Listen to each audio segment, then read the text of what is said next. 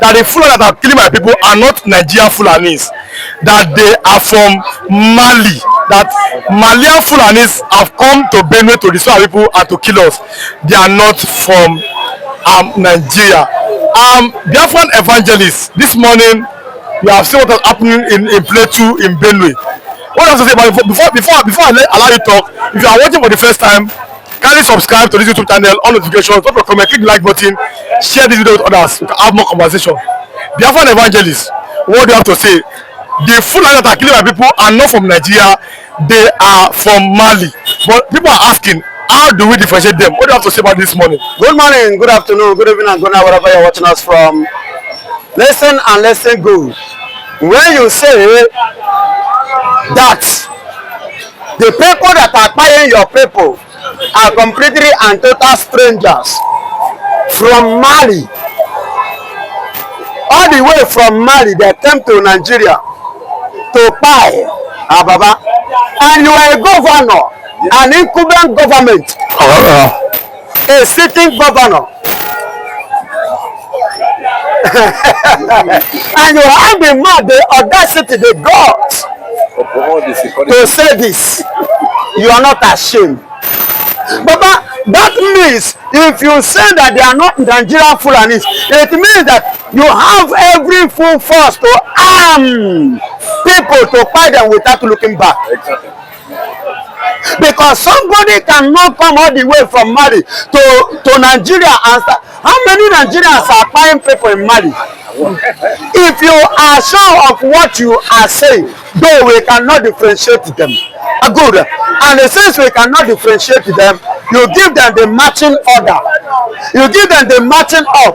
You give it to them tick to tap, bone to bone, the law of Moses. When you introduce it to them, then they will be the one that to tell you whether they are from Mali or they are from Nigeria. Now, like I'm saying, after 6 minutes now, I'll allow you and my viewers to see the video. He said it and it's recorded.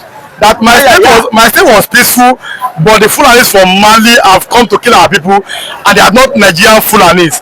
But here in the southwest, people are saying that the people that are killing them in Ibakwa, in Esauke, that they are Nigerian Fulani. But the question everybody is asking is, how do we differentiate? Because somebody said that all Fulanis are the same, and they can stay everywhere. But the government is saying the Fulanis are from Mali. How do we, because somebody from Benue State is begging the ESN to come and save them. But that's one side. How do we go from here? The way to go is very, very simple and very, very easy. Like I used to say, just give me opportunity. And now I go change in Ahe Sugo. Oh yeah, Fernando's on our boss. If you are from Mali and you come to my own state where I happen to be the governor, to come and find my people that are supposed to protect and to secure. Baba Nyegoso, I will give you everything. I will make sure I release everything, even the state money to make sure I fight you. I fight all of you. I don't know, but see, listen to me. Whether there is Nigerian Fulani or there is a Malian Fulani, let them be the one to divide themselves. And let them be the one to tell us where they come from. I don't know, Fulani na Fulani. No. And since they are from Mali, that is what will even give you the impetus to act like a madman. Because now we've seen a man of God. When over 50 Christians were killed, he said that the Christians should not retaliate. A man of God said it, that they should pray to God, that God will have vengeance on behalf of the. But another pastor has said, if we continue like this, all Christians will be killed if you don't defend yourself. You're a Biafran evangelist, and you speak about the word of God to people. What's your opinion about that statement? Come from both pastors. My own opinion, I am 100. I did not say 99. 100% in support of the second man of God who say, rise up and defend yourself. Baba, if Israel did not defend themselves on their journey out of Egypt, they would acquire them, there will be no Israel again. Had it been that Israel folded their hand, Adolf Hitler would have wiped them completely. There will be no Israel nation today. During the Second World War, let me tell you, he vowed to buy all the Jewish in the world. I mean Adolf Hitler from Germany. And that was what resulted Germany not to have military up till now. But now, recently now, they have started, coming up with the military. And it was then that after that, they now divide the Germans. And that same thing was what that is about to take place in Ukraine war with Russia. They are about to divide Ukraine too. Then Russia will have then France will have one portion, and the British will have the other portion. You understand? So you don't fold your hand, despite the fact that you are called a Christian or you are serving God. Even Baba God himself did not fold his own hand in heaven when Satan intended to dethrone him. God did not fold his hand. God fought war in heaven. So if God who created me and you can stand and cannot fold hand and he fought war, why are we fooling ourselves? Why are we deceiving ourselves? Why are we lying to ourselves? And that is why these people are claiming that they have upper hand for you, over you and I. So I am everybody, my brother. Everybody is supposed to hold it. That means support T.Y. Danjuma, who said that it is time for Nigeria to defend themselves. But not only Danjuma, the DG of the DSS even said it. And the same thing was what Mazen Namdekano said that landed him where he is. Because now we see Adamawa governor, he has warned that if everybody defend themselves, it may lead to anarchy. Let the anarchy come for peace to reign. Of course. For the anarchy to come, the days of John the Baptist, the kingdom of God suffer violence. But what happened?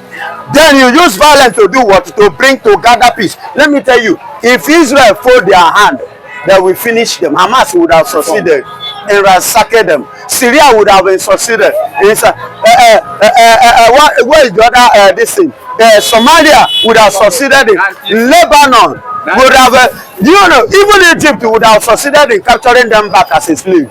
In 1967, Israel was part of Egypt was part of the people that was facing Israel in the war. There were 7 in number. In 1967, so you are saying that Nigerian Christians should go. Nigerian Christians should wake up. They are the Israel of Africa. They are the Israel of Nigeria. Because they should wake up and hold something. You understand me? Anything in level, hold it and defend yourself. Because the Benue State governor is also, is he a Catholic bishop before? So now he has now I will allow you to see the video after 1 minute. Here is it is a Fulani from Mali that are killing these people, not Nigerian Fulani. Before we are allowed to see the video, what should Nigeria do? People are saying that it is time for the Igbos, the Yorubas, the Middle Belt to create one straight outfit to go against people. What do you think should happen for allowed to see the video? Yes, what we need that we're supposed to do, like I said, the man, you are a bishop or a reverend father before, and you now left to the office of of worship. Are you getting it? Yes. To now choose the political position. Now you have known where the problem, the people that are killing your people, because you are supposed to protect them. Now you know where they are coming from. Then what you supposed to do? You're supposed to do something to defend the life and the property of the people that you are representing, or who send you to represent them. You don't need to fold your hand. There are some battles God will fight for you. See, let me tell you, you know that physical battles, God know they fight physical battles.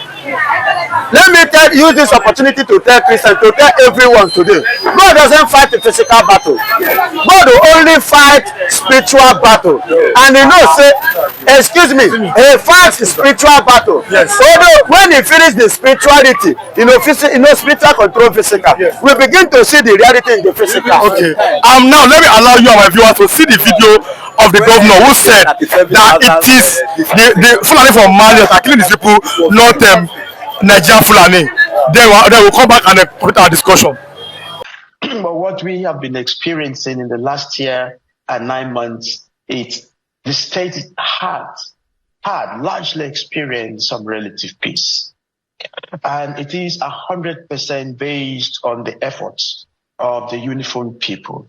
So we must commend them. And the federal government has stood with us and for us all along. The heat, it's now just quite enormous that more hands should come in, because in one local government, eyewitness tells us that when the terrorists come in, they're not just coming in say in their 50s, they're coming in hundreds, 200-300. They're talking about coming on motorbikes, and then one motorbike picks three or four people, and then they're talking about over 200 bikes. That's a lot of terrorists just cruising in.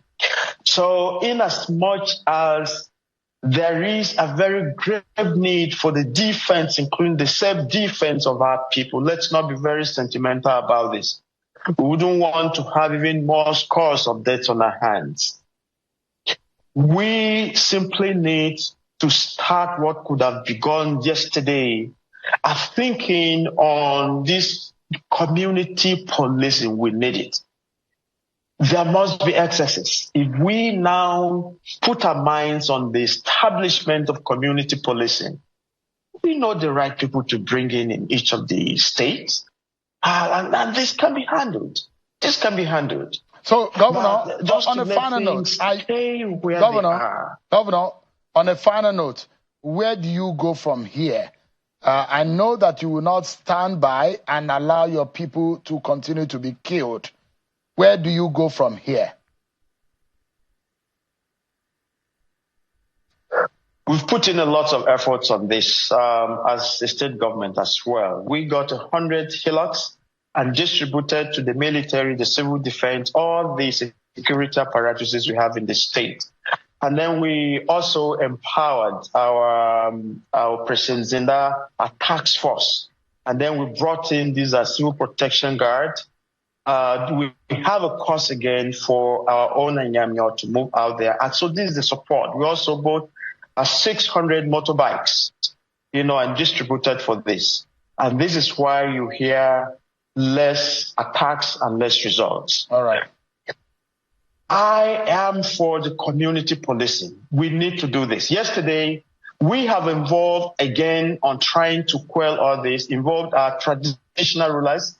Yesterday, we had a very fruitful meeting with all the stakeholders, from the government to the civil society and the traditional institutions, both in Otupo, under the Ochidoma, and then under Totiv here also in Buku. And why were we doing this?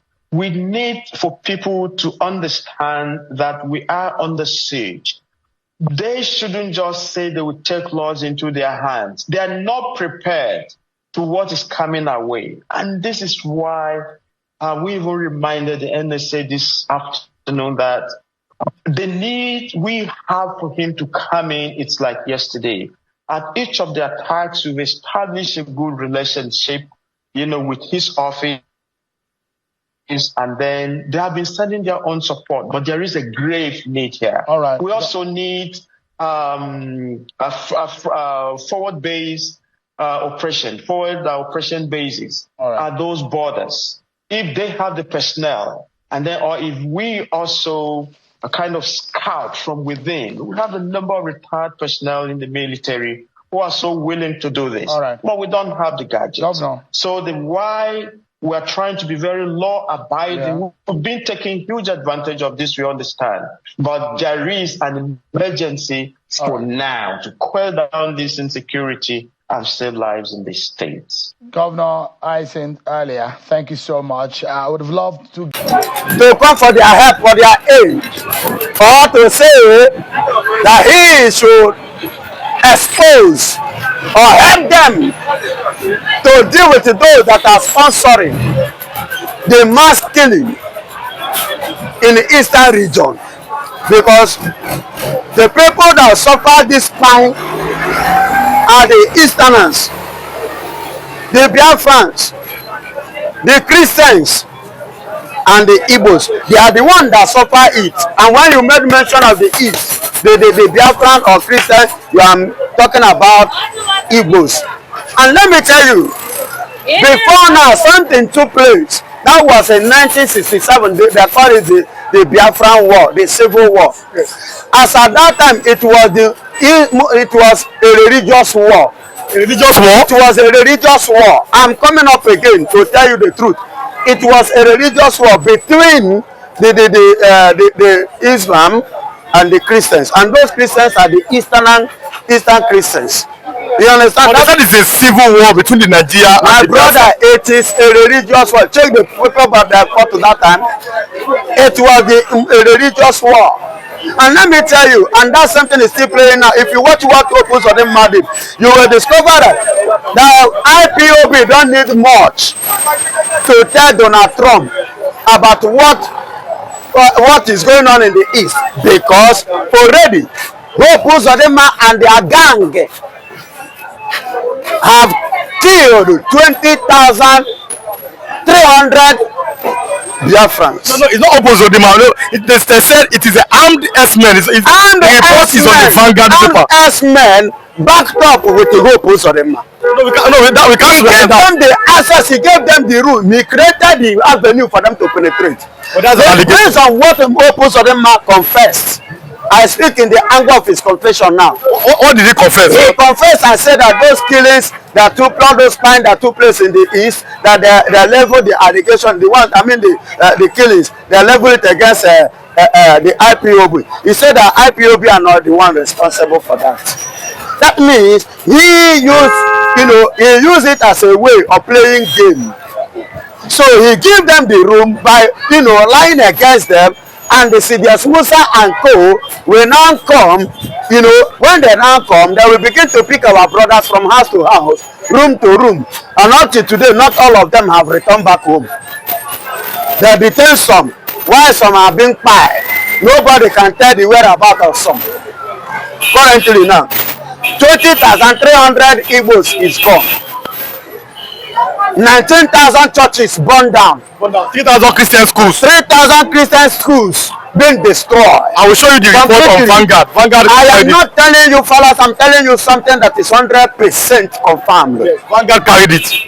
You understand? I'm not just, I will always tell you the truth, and that is my view. You understand? So Donald Trump, even calling on Donald Trump, I believe by the help of Donald Trump, it will help to curb the killing or the crime of the Biafrans, the Igbos, especially in the East. Look at recently, was it not yesterday? We all saw what happened. And they have been saying Simon Ekman this, Mazen Namdekano this. People now said that Mazen Namdekano is not the one responsible. Now, there are certain Simon Ekman. Is it Simon Ekman that is doing this one in Plateau?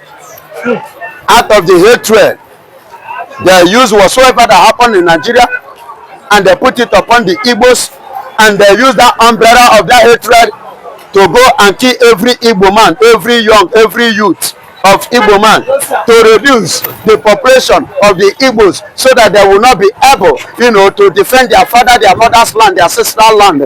And no wonder they are coming up again with this strategy of divide and rule system of government, dividing brothers.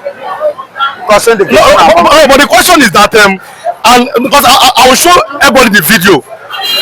A US man, after 12 minutes of this interview, I will show everybody the video. A man from the US is asking questions and is calling Donald Trump to hammer these people. He said that what do the Igbos have in common with the S-men? That how will they leave the north and come to Igbo land to start grazing their cattle? By then, killing the Igbos and then burning down their churches. What do the Igbos have with the S-men that they come all the way from the north to Igbo land to destroy their property? Bless you, my brother. The thing tire me, I don't just understand. What thing come concern me and you? You be not. Why you not yourself in the northern side? I be east and I maintain my own side. What thing come concern okra with a goosey? Why not maintain your own axis and let me maintain my own axis? Day your day, make I day my day. And when I go live there, come my place. I'm not only coming, you will come and destroy my farmland, destroy the farm crops, kill our women, rape our women. And if any man rise a kind of to tell you that what you are doing is wrong, you fight the person. Last year, June, if I'm not mistaken, May, June, a young lady of 15, 16 years was raped in Enugu under the watch of Peter Mba. Was raped by 5 Fulanis. A farmer saw them, tried to rescue that child, they killed that, they kpai. And until today, nothing happened. Even those Fulanis that carry out that info, no police, not even the government, have done anything or said anything concerning that till today. Do you understand? Now, so what do we actually have with it? We don't have anything. So that is why what the white man said is correct. I concur with him and I agree with him. What do we actually have with you? But my day, your day, let me tell my day. And another thing I want to chip in here is this. I don't blame them much. Do you know the people I blame? Those ones that claim to be the leader that are not qualified. Those ones that claim to be the leader that are not supposed to be. There are the people that is not our choice that force themselves into that place based on their political ambition, their political selfishness. You know, that is why all this, and I believe based on this their actions and their confessions now, it shows me that they used to sign an agreement with the Nigerian government or the Fulanis before going there. That is why you can see somebody that is 4th position becoming the 1st. Now, before I allow you and our viewers to see the video from the US, but the man is very concerned that how did the Nigeria allow this to be so powerful that they start killing and burning churches? He's a US man and they have called Donald Trump to help Nigeria. Yes, so yes, I will allow you to see the videos in just after 2 minutes. But then, what is the role of the Igbo governor? I'm talking about Eastern governors in all these things. They set up